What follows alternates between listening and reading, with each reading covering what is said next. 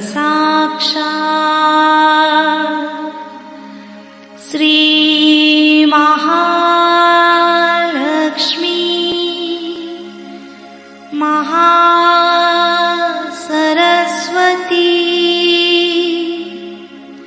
महाकाली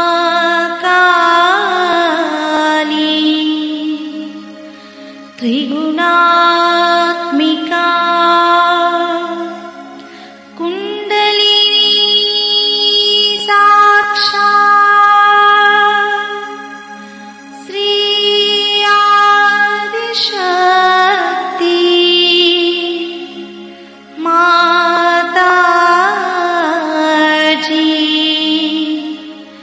श्री निर्मला देवी नमो नमः। ॐ त्वमेव साक्षात् श्री कल्की साक्षात् श्री आदिशक्ति माताजी श्री निर्मला देवी नमो नमः। ॐ त्वमेव साक्षात् श्री कल्की साक्षात् श्री सहस्रार स्वामिनी मोक्ष प्रदायिनी माताजी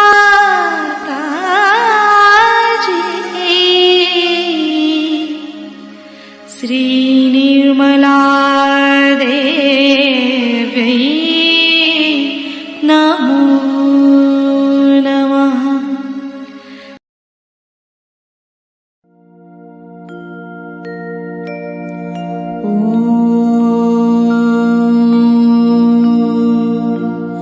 तमेव साक्षात् श्री गणेश साक्षात् श्री आदिशक्ति माताजी श्री निर्मला देवी नमो नमः।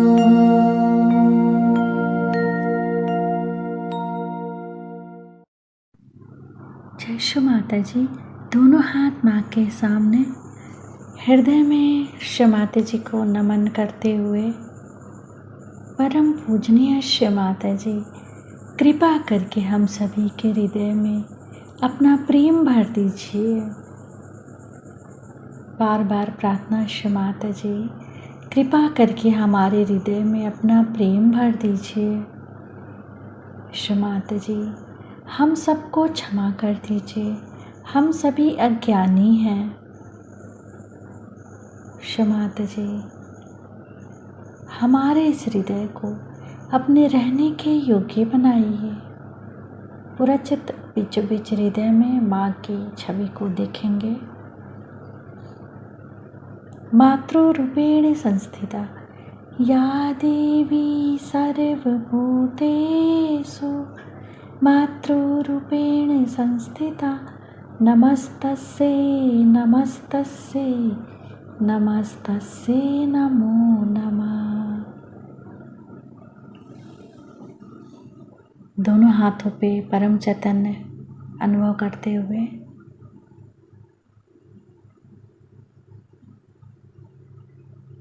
अपना संपूर्ण चित्त राइट नाभि पे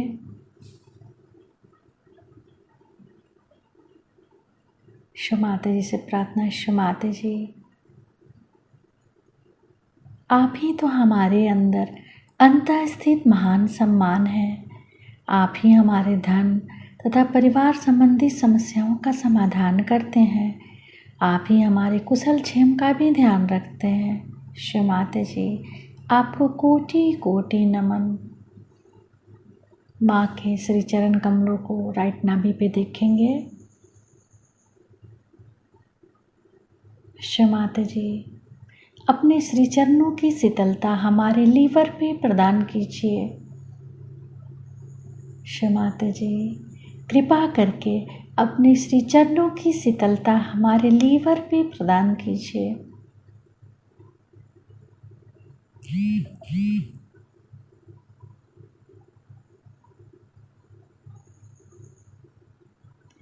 माता जी आप ही तो राजलक्ष्मी भी हैं, आप ही श्री राज राजेश्वरी भी हैं।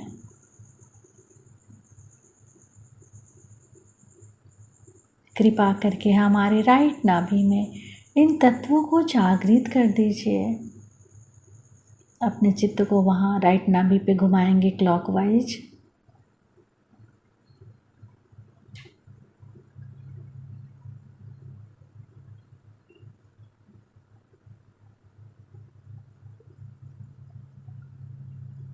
माता जी कृपा करके हमारे लीवर में श्री चंद्रमा की शीतलता, श्री हिमालय की ठंडक दीजिए। मंत्र ओम त्वमेव साक्षात् श्री चंद्रमा साक्षात् श्री हिमालय साक्षात् श्री आदि शक्ति माता जी श्री निर्मला देव्यै नमो नमः। धीरे धीरे अपने संपूर्ण चित्त को राइट हृदय, राइट विशुद्धि, राइट आ गया सहस्त्रार पे माँ को देखेंगे, माता जी को देखेंगे।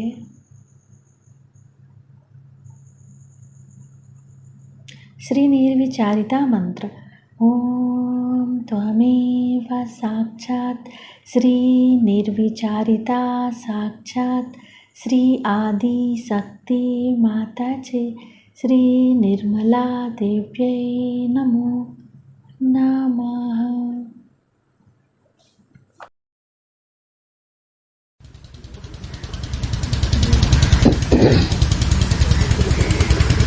आज पूजा में पधारे हुए सभी भाविकों को और साधकों को हमारा प्रणिपात।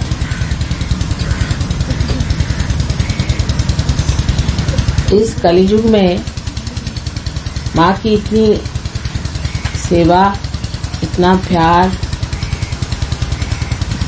और इतना विचार जब मानव हृदय में आ जाता है तो सत्युग की शुरुआत हो ही गई। ये परम भाग्य है हमारा भी कि षष्ठी के दिन कलकत्ते में आना हुआ। जैसा कि विधि का लेखा है कि कलकत्ते में षष्ठी ही के दिन आया जाता है। षष्ठी का दिन शाकंभरी देवी का है और उस वक्त सब दूर हरियाली छानी चाहिए। हालांकि यहाँ पर मैंने सुना कि बहुत जोर की बाढ़ आई, लोगों को बड़ी परेशानी हुई, लेकिन देखती हूँ कि हर जगह हरियाली छाई हुई। रास्ते टूट गए थे पर कोई पेड़ टूटा हुआ नजर नहीं। मतलब ये कि सृष्टि जो कार्य करती है उसके पीछे कोई न कोई निहित एक गुप्त सी घटनाएं होती हैं।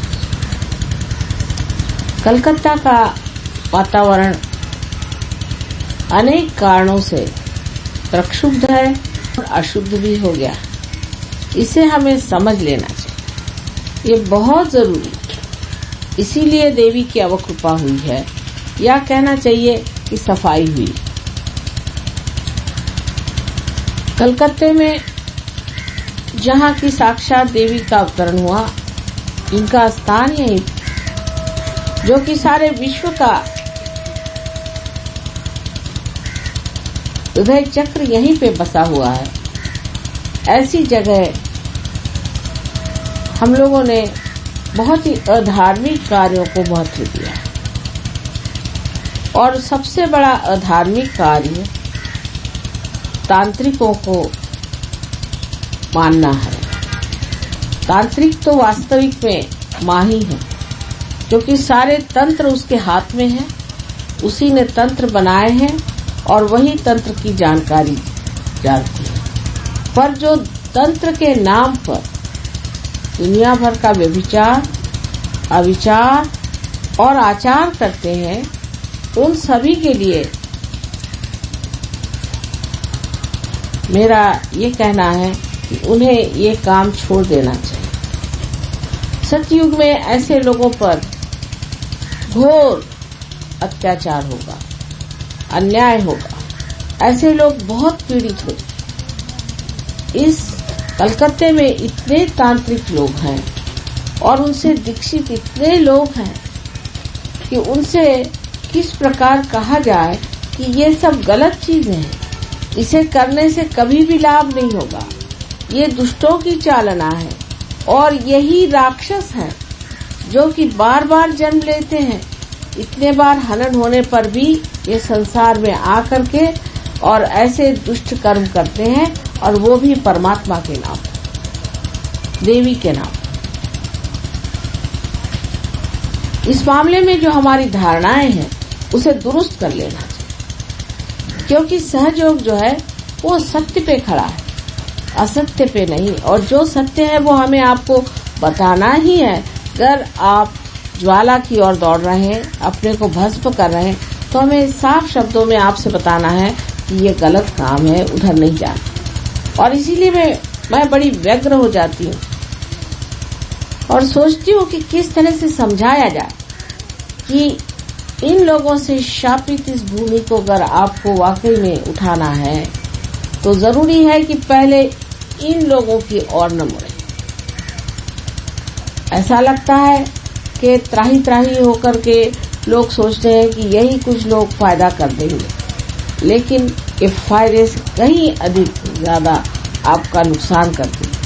इनको तो जहर समझ करके दूर रखना चाहिए। जब तक आप ये कार्य यहाँ पर जोरों में शुरू नहीं करिएगा और एक एक का भांडा नहीं फोड़िएगा, तब तक ये भूमि शापित रहेगी। मैं इस भूमि पर अनेक बार आई हूँ, लेकिन इस क्षण में जब मैं आई तो देखती हूँ कि धीरे धीरे ये भूमि नष्ट हो जा रही। इतनी बड़ी ऊंची साधना प्राप्त की हुई ये भूमि, जहाँ की गंगा भी बह करके रसातल पे जा करके, और जिन्होंने भगीरथ के प्रयत्न से उनके इतने पूर्वजों को शाप विमुक्त किया, इस भूमि की धूलि को ले जा करके वो ये कार्य कर सकी।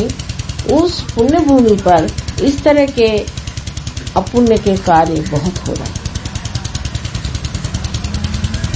ये हम लोगों को जान लेना चाहिए कि इन्हीं अत्यंत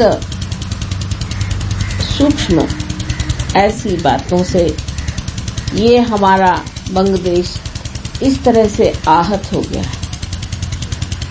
जब मैं सुनती थी यहाँ पर बहुत से राजकारण और राजकीय दौर पड़ रहे हैं, जिसके कारण मनुष्य में बहुत सा झगड़ा खड़ा हो गया है, आपस में गला काट रहे हैं, इसको उसको मार पीट रहे हैं, कोई समाधान नहीं है, हत्या हो रही है, चोरी हो रही है, डकैती हो रही है।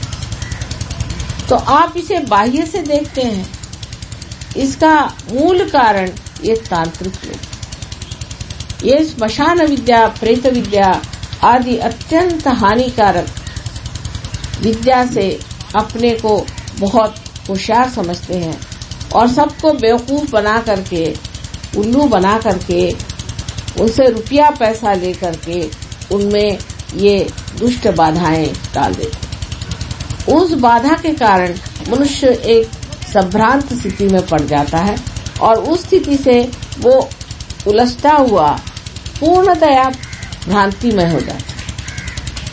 उस भ्रांति में वो समझ नहीं पाता है कि धर्म क्या है और अधर्म क्या है, सच्चाई क्या है और बुराई क्या है। ऐसी दशा में इन लोगों के बारे में अगर मैं साफ साफ तौर से आपसे नहीं कहूंगी तो आपका बचाव कैसे होगा। बहुत से लोग मुझे सलाह देते हैं कि माँ आपको इतना साफ कहना नहीं चाहिए, लेकिन अगर माँ नहीं कहेगी तो कौन आपको बताए। माँ को ये बात जरूरी बतानी। क्या आप सोच सकते हैं कि आपकी माँ कहेगी कि अच्छा जाकर बेटा तू सांप के मुंह में हाथ डाल दे? किसी की भी ऐसी माँ इस भारतवर्ष में है जो कहेगी अच्छा ठीक है ये सांप है उसके मुंह में हाथ डाल? जिनको इलेक्शन लड़ना है या कुछ पाना है वो इस तरह की बातें करेंगे, वो कॉम्प्रोमाइज करेंगे, वो समझौता करेंगे। लेकिन एक माँ जो अपने बच्चों से नितांत प्रेम करती है वो कभी भी ऐसी बातें नहीं कह सकती जो बातें अपने बच्चों के लिए हानिकारक है। और उसे किसी का डर भी नहीं है। ये लोग कर भी क्या सकते हैं? कुछ भी नहीं कर सकते सिवाय इसके कि जो भूले भटके हमारे बच्चे हैं उनको पकड़ करके उनको सता। उसी प्रकार अनेक दुष्ट गुरु लोगों ने इस कलयुग में जन्म लिया है। ये भी पूर्व जन्म के महिषासुर, नरकासुर और सारे चंड मुंड जिन जिन का आप नाम ले रहे हैं उनसे भी अधिक मात्रा में सबके सब पैदा हुए। इनमें से 16 महामुख्य राक्षस लोग इस संसार में आए। रावण का भी आगमन हो चुका है। सारे ही लोग स्टेज पर आ चुके। अब इनको मारा कैसा जाए? इनका कर्दन काल तो आ गया, लेकिन मारा कैसा जाए? हाथ में तलवार लेकर काट तो सकते हैं, कोई मुश्किल काम नहीं। लेकिन वो जनसाधारण के हृदय में घुस गए, उनके मस्तिष्क में घुस गए, उसके अंदर जमा होकर के बैठे हुए हैं। उनको ये लोग गुरु मानते हैं। तो मैं क्या करूं? क्या मैं अपने बच्चों की भी गर्दनें काट दूं इनके साथ? तो बेहतर यह है इन्हीं को जनता से ही एक दिन हार खानी पड़ेगी। यही पूरी तरह से सबके सामने स्पष्ट होकर के इनका स्पष्टीकरण होगा, एक्सपोजर होगा और लोग देख करके समझ लेंगे कि जो माँ इनके बारे में कहती थी एक एक बात सही है। जर्मनी में एक साहब ने गुरुओं के खिलाफ लिखा कि यह ऐसी कोई चीज है कि इसमें एक गुरु को मानते हैं और फिर दुनिया में कोई चीज को नहीं मानते। अब वो आधे अधूरे लोग हैं, वो नहीं जानते कि हमारे देश में अनेक वर्षों से, अनंत काल से गुरुओं के बारे में बताया गया है कि एक तो होते हैं सदगुरु जो कि आपको परमात्मा से मिलाते। सदगुरु वो ही जो साहिब मिले, जो आपको परमात्मा से मिलाता है वो सदगुरु। फिर गुरु जो कि परमात्मा के बारे में बातचीत करके आप में धर्म बिठाता है।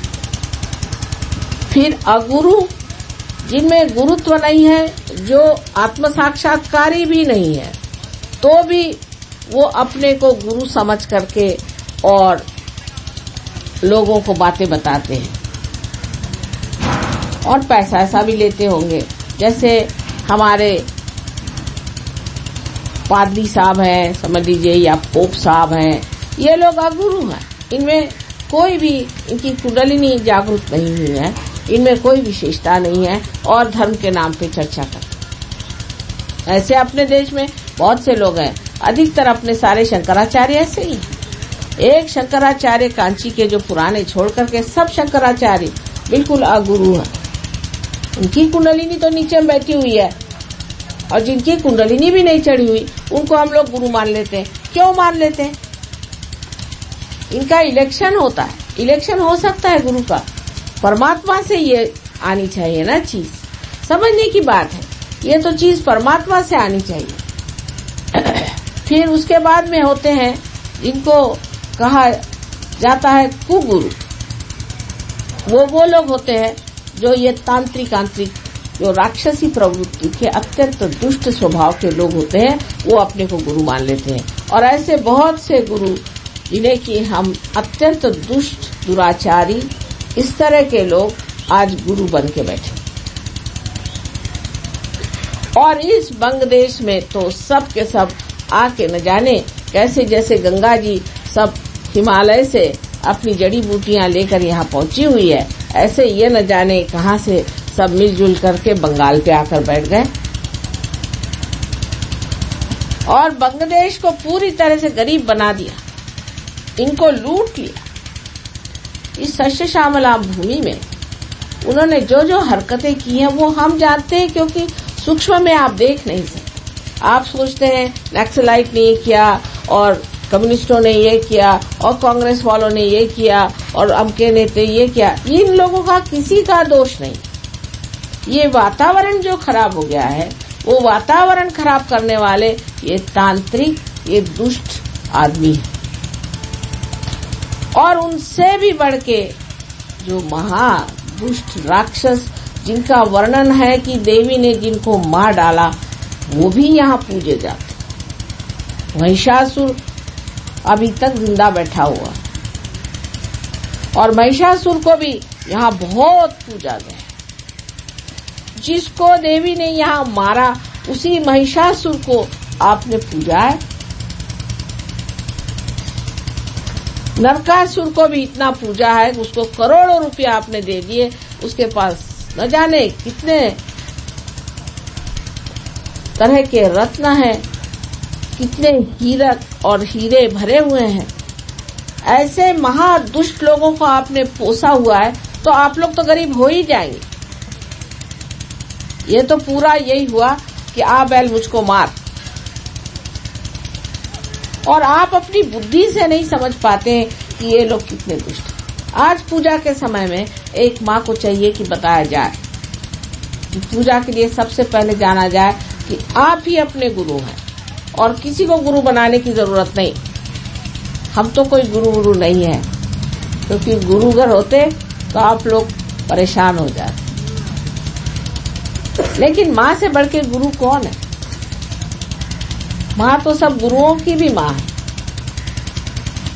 और आप चाहे तो हमारे चरणों में बैठे, चाहे हमारे गोद में बैठे, चाहे हमारे सर पे बैठे, हमारे आप बच्चे हैं।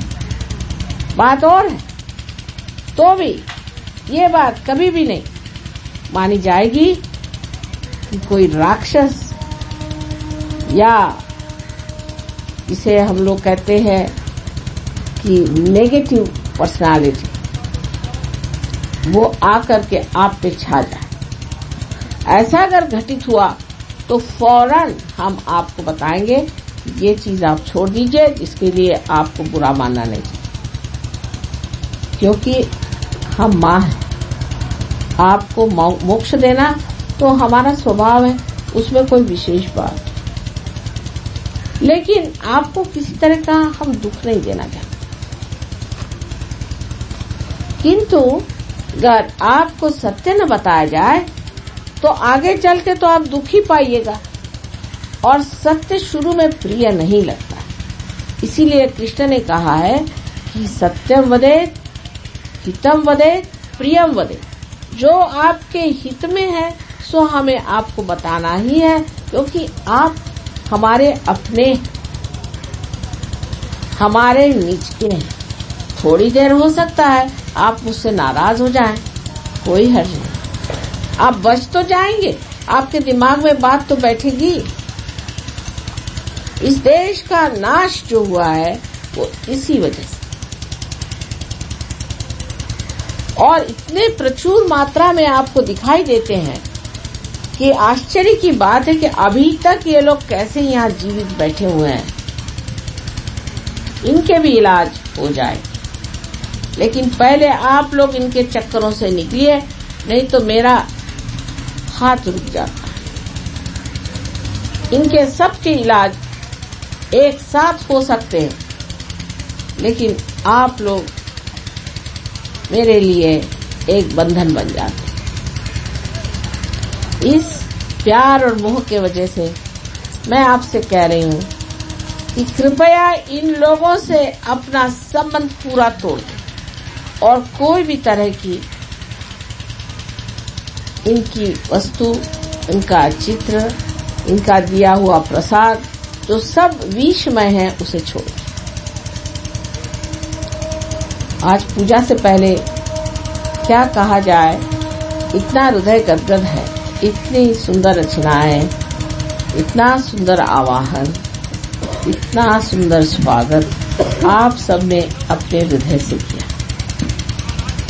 हृदय एकदम गदगद हुआ। सब कहते हैं कि माँ प्रसन्न है, लेकिन न जाने क्यों आंखों में इतने आंसू भर आए हैं और गला भी भर आता है सोच सोच के कितने मेरे प्यारे बच्चे यहाँ रह रहे। आपकी सारी विपदा खत्म हो सकती, आपकी सब तकलीफें बिल्कुल मिट सकती है, क्योंकि परमात्मा जो है सर्वशक्तिमान है, उनसे शक्तिशाली कोई नहीं और उनसे प्रेम करने वाला भी कोई।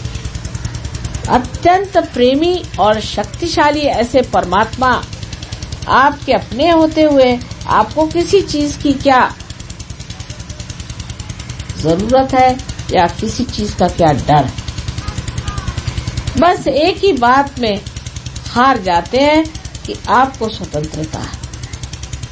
आपकी स्वतंत्रता हम छीन नहीं सकते, क्योंकि आपको परम स्वतंत्रता जब देने की बात होती है तो इस स्वतंत्रता का पूरी तरह से आदर किया जाता है। पर उस आदर में ही मनुष्य खो जाता है, मनुष्य बहक जाता है और ऐसे लोगों के पास चला जाता है जो आपके जीवन के दुश्मन हैं, आपके शत्रु हैं। अनेक हजार वर्षों से इन दुष्टों ने इन भक्तों को सताया हुआ है और आज भी सता रहे, लेकिन वो ऐसा सोंग बना के आए हैं और ऐसी खूबी से आए हैं कि आप उसे पहचान नहीं पाते। सीता जी को भी रावण ने भेष बदल करके भूल में डाल दिया था, तो आप तो मानव जाति हैं, आपको वो अगर भूल में डालते हैं तो इसमें आपका दोष नहीं। पर पार होने के बाद, रियलाइजेशन के बाद आपको अपने पांव पर खड़ा हो जाना चाहिए और इन सब चीजों को छोड़कर झाड़ झूड़ करके एकदम स्वच्छ हो जाना चाहिए। आपकी कोई सी भी परेशानी टिक नहीं पाई। प्यार की शक्ति सबसे महान है, इसको आज तक हमने इस्तेमाल नहीं किया, ये आप जान लीजिए। और जिस दिन आप इसको समझ लेंगे कि इस प्यार की शक्ति से आप प्लावित हैं और आप जब इसका उपयोग करेंगे, आप आश्चर्यचकित हो जाएंगे कि लगेगा जैसे सारे तारांगण आपके पैर पे लौट खा रहे हैं, सारी शक्तियां आपके चारों तरफ हैं, सारे गण आपको संभाल रहे हैं, सारे देवदूत आप पे पुष्प की वर्षा कर रहे हैं। आप ही आज इस रंगमंच पे स्टेज पर आए हैं, आपके लिए सारी सृष्टि बनाई गई है और उस सृष्टि के सर्वोच्च लोग आप ही हैं। और किसके लिए परमात्मा ने सृष्टि बनाई? लेकिन जो जो गलत काम हो चुके, जो जो गलत बातें हो गई, वो सब भूल करके आज वर्तमान काल में खड़ा होना है, इस प्रेजेंट में खड़ा होकर के और उस आनंद का भोग लेना है, उस अमृत का भोग लेना है जो आपके लिए लालायित है। स्वयं साक्षात परमेश्वर चाहता है कि आप उसके दरबार में आए और अपने अपने स्थान पे आसन हो और वो आपको यथोचित आपका आदर करके आपको हर तरह का आनंद प्रदान करे। एक बाप यही चाहेगा और वही वो चाहते हैं और पूर्णतया वो आपके साथ। आज यहाँ जो हरियाली देख रहे हैं हम, बड़ा सुंदर सा रचाया हुआ बाग है, ऐसा ही परमात्मा का बाग है समझ लीजिए। और उसमें हर तरह के फूल, हर तरह का आनंद, प्रमोद, मोद सब कुछ भरा हुआ है। बस उसमें बैठने की आपकी क्षमता चाहिए और उसके आनंद भोगने की गहराई, इतनी होते हुए सब ठीक हो जाता है। यहाँ के लायन क्लब के लिए क्या कहा जाए, मेरे ख्याल से जन्म जन्मांतर का संबंध सिंह से रहा है और सिंह पे ही इतना काम किया गया है, इसीलिए लायन क्लब से मेरा इतना संबंध जुड़ गया। आपका ये बड़ा ही सुंदर उद्यान है और इस वाटिका को भी और भी बहुत सुंदर आप बना सकते हैं। एक बार एक अमेरिकन औरत से मुझसे पूछा था कि आपके यहाँ कोई फूल नजर नहीं आते। मैंने कहा हमारे देश के फूल बहुत छोटे छोटे होते हैं पर अत्यंत सुगंधमय होते। वो बहुत ज्यादा दर्शनीय नहीं होते, शोई नहीं होते जैसे आपके फूल होते हैं। हर फूल में चमत्कार और मंत्र है। और उन्होंने कहा अच्छा फिर बताइए कि आपके यहाँ कितने तरह के फूल होते हैं। वहीं बैठे बैठे मैंने उनको 40 फूल बता दिए और हर फूल में अत्यंत सुगंध है। अब मैं देखती हूँ यहाँ भी आपको चाहिए कि ऐसे ऐसे फूल जैसे कि चमेली है, चंपा है और पारिजातक है, जिसका वर्णन आपको देवी महात्म्य में मिलता है। अनेक तरह के ऐसे सुंदर सुंदर फूल हैं, प्राजक्त के फूल हैं, अनंत के फूल हैं। अपने देश में ऐसे अनेक फूल हैं और जिसकी बड़ी बड़ी शाखाएं बढ़ जाती हैं और सवेरे सवेरे देखिए तो सब दूर आंगन में वो छाए रहते हैं। आपने जिसे हम लोग बकुल कहते हैं और यूपी में उसे मौलसरी कहते हैं, उसका भी पेड़ बहुत सुंदर है। जासवंदी के अनेक तरह तरह के सुगंधमय पेड़ आप लगा सकते हैं। जापान में एक स्त्री से मैंने कहा कि आपके बाग बहुत सुंदर है, मुझे बड़े पसंद है। कहने सुंदर तो है लेकिन आर्टिफिशियल है, नैसर्गिक नहीं है।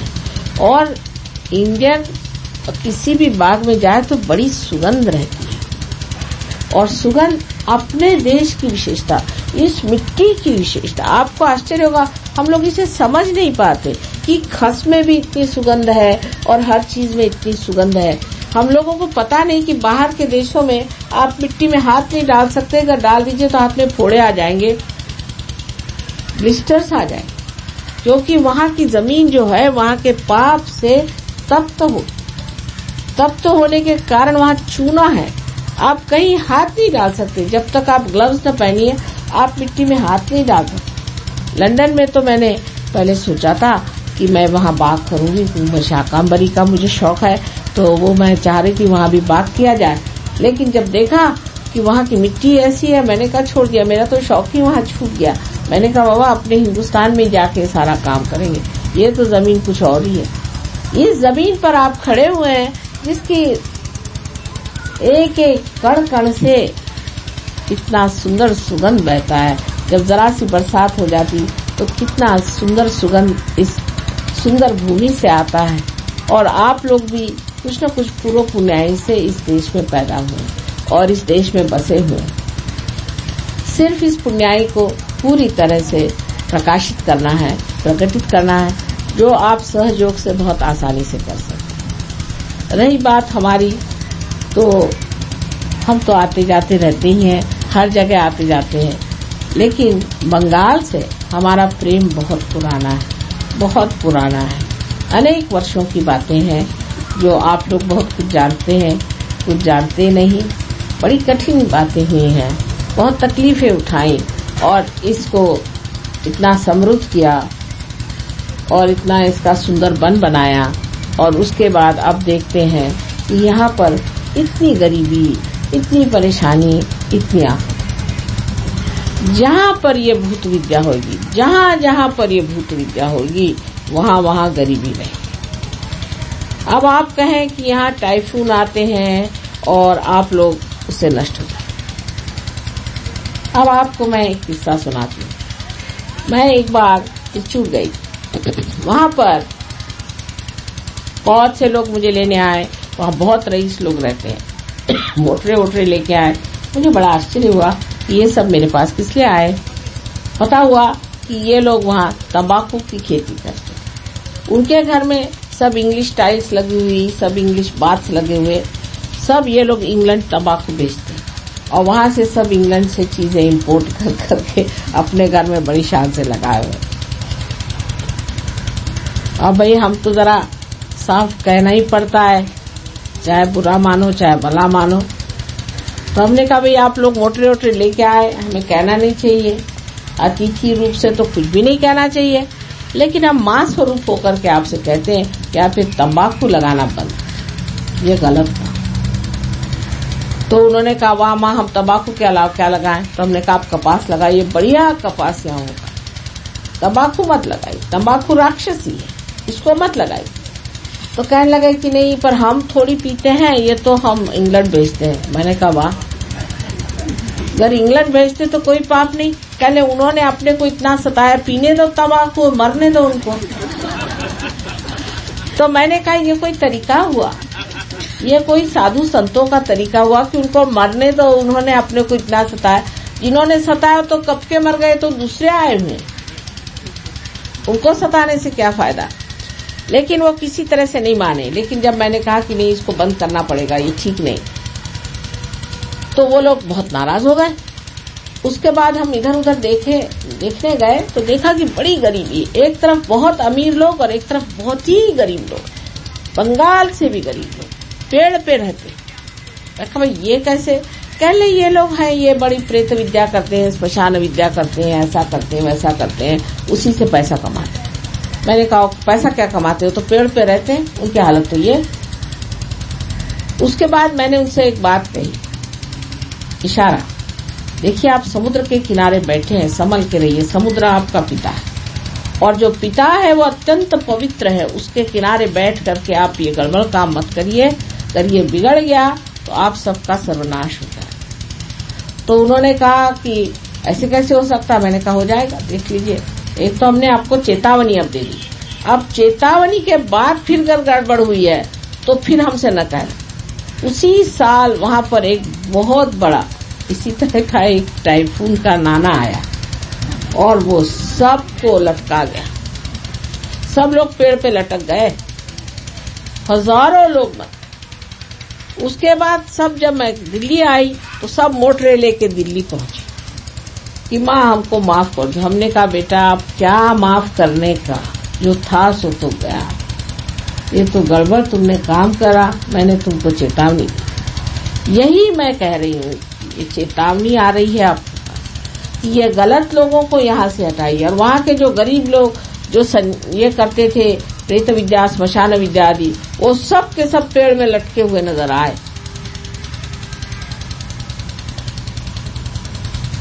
तो जिस वक्त ये काली विद्याएं और इस तरह की चीजें चलती हैं तो वो सकिंग कर लेती, वो अंदर अपने अंदर खींच लेती हैं इस तरह के आतंक को, जो बाहर से आकर के सब दूर नष्ट भ्रष्ट कर देता है। हालांकि हमारे आने से पहले अधिकतर ऐसा होता है, इंग्लैंड में भी हमने देखा, जहाँ भी हम जाते हैं तो बड़ी बिजली कड़कती है और बहुत बरसात होती है, सब एकदम साफ धुल जाता है तो हम पहुंचते हैं। लेकिन तो भी लोगों की समझ में नहीं आता है कि हमें अपनी सफाई खुद ही करना चाहिए। क्यों सृष्टि से कहा जाए, कभी कभी वो भी ऐसा हो जाता है कि उसमें बहुत कुछ नष्ट भी हो सकता है। इसलिए अगर आप ही सत्य को मान लें और स्वीकार कर लें और अपने को सत्य के रास्ते पर सफाई पर ले आए तो सत्य कहीं और से आप पर प्रकट हो तो बड़ा भयंकर होता है, बहुत जोरों में उठता है वो, और उसकी जो चाल होती है उसके अंदर बहुत से अनाथ, दुखी, बेसहाय और बेगुनाह लोग भी मारे जाते। इसलिए बेहतर है कि इंसान ही सत्य पे आ जाए और इंसान ही अपने को साफ कर दे, न कि सारी सृष्टि, चराचर सृष्टि में ये बात फैल जाए कि चलो अब कलकत्ते को ठिकाना लगाना तो यहाँ 8-10 को मारो, और उसका कोई फायदा तो होता नहीं। कोई इसको समझता भी नहीं, कोई इस भाषा को इनकी समझता नहीं है। सब लोग सोचते हैं कि हम तो रोज देवी के मंदिर जाते हैं, फिर ये प्रकोप क्यों हो गया? उस देवी के मंदिर में भी वहां बैठे हुए हैं राक्षस, बिल्कुल उनके सामने बैठे हुए, बड़ी हिम्मत करके बैठे हुए हैं। हालांकि जिस वक्त देवी जागरूक होंगी तो पता चलेगा, एक एक का ठिकाना हो जाएगा। एक बार गंगा जी में जागृति आई थी तो सब जितने भी ऐसे पंडे वंडे लोग थे सब अपनी खटिया उठा करके सामान लेके भाग रहे थे। मैंने देखा था टीवी में, मैंने कहा अच्छा हुआ गंगा जी ने ठिकाने लगा दिया सबको। जितने भी हरिद्वार से लेकर के पटने तक जितने भी लोग थे सब अपने झोले उठा करके भाग रहे। लेकिन तो भी मनुष्य सीखता नहीं है। अगर उस पे निसर्ग से कोई उपचार हो तो सीखता नहीं है, सिर्फ वो सीखता है अपनी आत्मा से। इसलिए आप सहयोग को प्राप्त हो। कोई सी भी ऐसी बीमारी नहीं जो सहयोग ठीक नहीं कर सकती, कोई सी भी ऐसी विपत्ति नहीं जो दूर नहीं हो सकती। हर तरह की मुश्किलें दूर हो सकती, लेकिन पाने के बाद श्रद्धा होनी चाहिए, जो अंधी श्रद्धा नहीं है। देखी हुई बात है, आपने पाया है, आप अपने में विराजमान होइए। आप स्वयं अपने सिंहासन पर बैठिए, आपने पा लिया है। आप क्यों अब भी भिखारी जैसे बैठे हैं? आप आराम से समझ लीजिए कि आप परमात्मा के साम्राज्य में हैं और उसके सिंहासन पर बैठिए और उसके आशीर्वाद से पूरी तरह से बेफिक्र होकर के अपनी जिंदगी का सबसे अत्युत्तम जो कुछ भी है उसे पाइए। उसमें ये नहीं मैं कहती कि कोई आप सन्यासी भाव से बैठेंगे या कोई आपका सब कुछ छूट जाएगा, कुछ भी नहीं। लेकिन आपकी उपभोग शक्ति जो है वो बढ़ जाती। जैसे कि अब यहाँ पर आपने देखा कि यहाँ एक बहुत सुंदर सा एक चर्म बिछा हुआ है और ये चिट्टे का बना है। अब आप लोग सोच रहे होंगे कि किसने मारा, ये किसका बनाया है, क्या है क्या नहीं। लेकिन हम इसको देखते ही साथ निर्विचार हो गए, हम कुछ सोचते नहीं है। हम तो वो देख रहे हैं इसके बनाने वाले की करामात की क्या कमाल की चीज बनाई है, और न सोचते न कुछ नहीं, सारा आनंद जो ऊपर से नीचे तक दौड़ा चला। तो हम तो भोगता हुए असली ये सुंदर सा बना हुआ है सब कुछ इसके बारे में सोचते नहीं है, बस इसे देख भर रहे हैं। और देखते हुए इसका बनाया हुआ जो आनंद है, जिन आर्टिस्ट ने इसको अपने हाथ से बनाया, वो सारा ही आनंद हमारे अंदर झरा चला जाए। उसके बारे में कुछ भी नहीं सोचा, कुछ भी नहीं जाना, बस ये बनाने वाले की जो सूक्ष्म शक्ति है जिससे ये आनंद उसने इसमें डाला है, वो सारा ही आनंद हम अपने अंदर ले रहे हैं। तो भोक्ता आप बन जाए, सब चीजों का भोग आप ले सकते हैं। अभी तक जो भी प्रॉपर्टी है तो भी हाय तौबा है, जो भी सामान है तो भी हाय तौबा है। इंश्योरेंस में लिखाया, इधर लिखाया, उसके पास लिखाया, बिल बनाया और क्या क्या दुनिया भर की चीजें करते रहते हैं। और एक परेशानी की चोर न ले जाए न कुछ हो जाए। हम तो किसी के भी नाम कोई चीज हो, अब ये लायन क्लब के नाम है समझ लीजिए, लेकिन हम तो इसको पूरी तरह से भोग रहे हैं। चाहे आपके नाम से हो चाहे किसी के नाम से हो, भोगने का काम तो हमारा है, हम इसे पूरी तरह से भोग रहे हैं। इसी प्रकार आपको भी भोगने की शक्ति अपनी बढ़ानी चाहिए। इसमें छोड़ने छाड़ने का क्या है? जब किसी चीज को पकड़ा ही नहीं तो किस चीज को छोड़ना है और किस चीज का संन्यास नहीं। थोड़ी बात बढ़ती है लेकिन कहना पड़ेगा, क्योंकि आप सहयोगी हैं, आपसे ही ये बात कही जाएगी। अगर ये बात मैं अगर जनरल पब्लिक में कहूँ तो 50% लोग उठ करके भाग जाएंगे। दूसरी बात ये कहने की, आपको सब चीज भोगना है, लेकिन उससे भी आगे मैं ये बात कहूंगी कि सिर्फ आपको भोगना ही नहीं है, लेकिन आपको इसी जिंदगी में यहीं पर मजे से जम के रहना है, कहीं भागना नहीं है। कोई पलायनवाद नहीं कि आप गेरुआ वस्त्र पहन करके अगर आए तो आपके वाइब्रेशंस गए। रावण भी तो आया था गेरुआ वस्त्र पहन करके। विशेषकर गेरुआ वस्त्र से मुझे बड़ी चिढ़। काहे को संन्यास ले रहे हो? क्या तो आपकी माँ नहीं बहे? आपकी माँ सामने बैठी हुई, आपको क्या मजाल है कि आप संन्यास ले लेंगे? इससे बढ़ के लिए माँ के लिए और क्या दुख की बात होगी। अगर किसी माँ को दुख देना तो आप कहेंगे माँ कल से मैं संन्यास ले रहा हूँ। वो कहे बेटा तेरे को जो चाहिए सो ले ले, माफ कर। ये समझ लीजिए कि मैं आपकी माँ हूँ, और माँ को सुख काहे से होता वो भी समझ लेना चाहिए, और दुख काहे से होता। अब दूसरी जो बात है, ये उपास करने की बीमारी जो हमारे अंदर बना दी है, ये बिल्कुल गलत बात है कि आज शनिवार तो उपवास, कल रविवार तो उपवास। किस दिन आप खाना खाते हैं भगवान जाने। अगर आपको ऐसे उपवास का शौक है तो करिए। भगवान कहता अच्छा चलो, हिंदुस्तानियों को बड़ा उपवास का शौक है, तो उपवास ही में मार डालता है, क्योंकि आपको शौक है तो वही करी।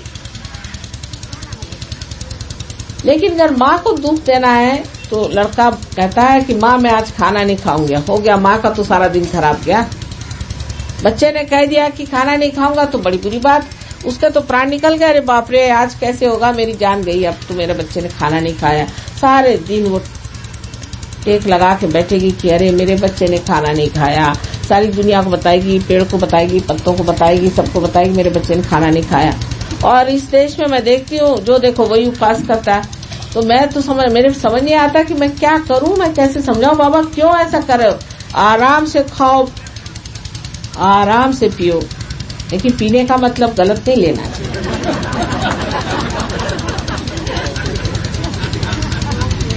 जो चेतना के विरोध में बात जाती है वो नहीं करना। ये सब इसलिए बनाया गया है कि आप तो भूखे रहो और जो पैसा बचे सो मेरी जेब में। तो उपवास सहयोग में मना है, ऐसे ठीक है, आपका मन है अपनी तंदुरुस्ती के लिए कभी खाना नहीं खाना तो नहीं खाओ, और कभी खाना खाना है तो खाओ। जैसे आपको कभी कहीं जाना हो किसी के घर और आपको नहीं मन कर रहा उसके घर खाना खाना, तो आप कह दीजिए मुझे उपवास है, तो ठीक है वो छोड़ देते हैं आपको। फिर इस तरह से आप उपवास करें तो हर्ज नहीं, मतलब उपवास आप अपने लिए करिए, ये नहीं कि उपवास के लिए आप जी रहे हैं।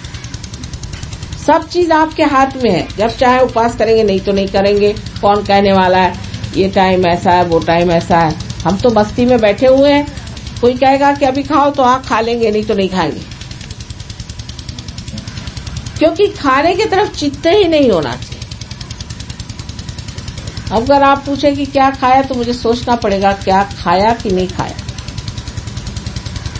खाने की तरफ चित्त होने से ही आदमी उपवास करता है। अगर उधर चित्त नहीं हो तो उपवास नहीं करेगा, क्योंकि वो बहुत बार उपवास भी कर जाता है, उसको पता ही नहीं चलता उसने उपवास किया कि खाया। सिर्फ अपना चित्त जो है खाने में से निकाल लेना चाहिए, क्योंकि हमारे भारतीय लोगों में एक बात है, खाने में बड़ा चित्त है। बीबी भी बड़ी होशियार है यहाँ की, स्त्रियों को बड़ी अकल है, वो कहती चलो इनको ऐसा खाना बना के खिलाओ कि ये हमारे चंगुल में फंसे रहे।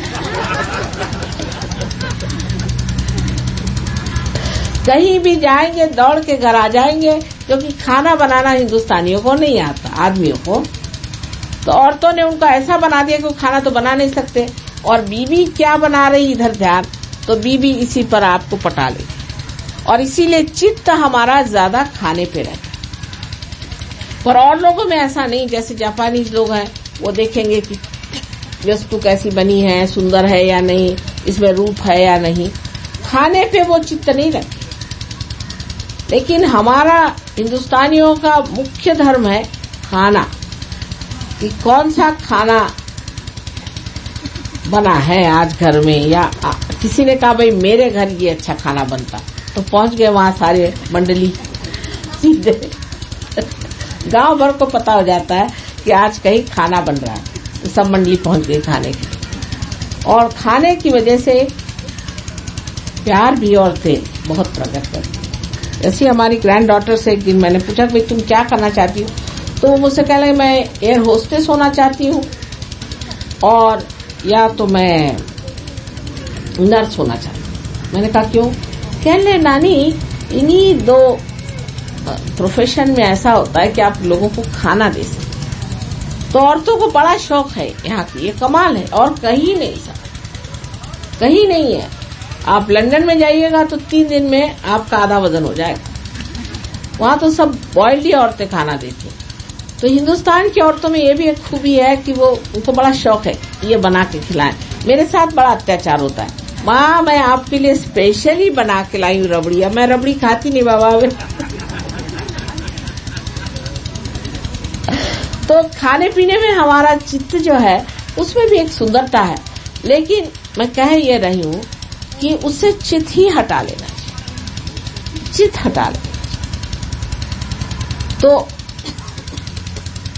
आदमी उस सूक्ष्म में उतर सकता है, जैसे कि शबरी के बेर श्री राम ने इतने शौक से खाए। उसकी जो सूक्ष्मता थी वो श्री राम ने कैसी पकड़ी, क्योंकि उसके अंदर वो उन्होंने उसका प्यार, उसकी नितांतता, उसका आदर, उसका विचार सब देख करके इतने शौक से उठाए।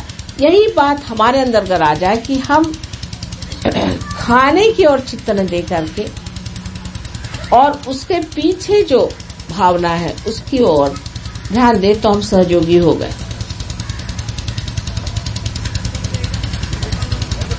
इस जन्म में बहुत सी चीजें जो पिछले जन्म में मैंने बहुत खाई और पी है वो सब छोड़।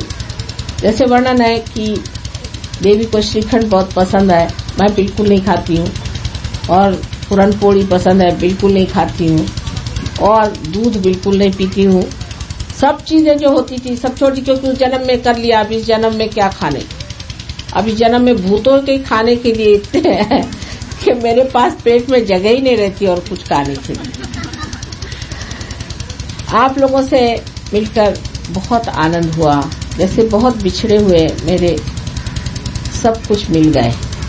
इस कलकत्ता में एक बार जागृति आ जाएगी तो आप देखेंगे कि यहीं पर सब चीज अत्यंत सुंदर हो सकती है, और वो होनी चाहिए। परमात्मा लालायित है आपको आशीर्वादित करने के लिए, सिर्फ आप इसे झेल सके, इतनी ही बात है। तो मेरी कोई बात का बुरा नहीं माना। जो बात मैं कह रही हूँ जो सत्य है वही कह रही हूँ, उसको स्वीकार करना चाहिए।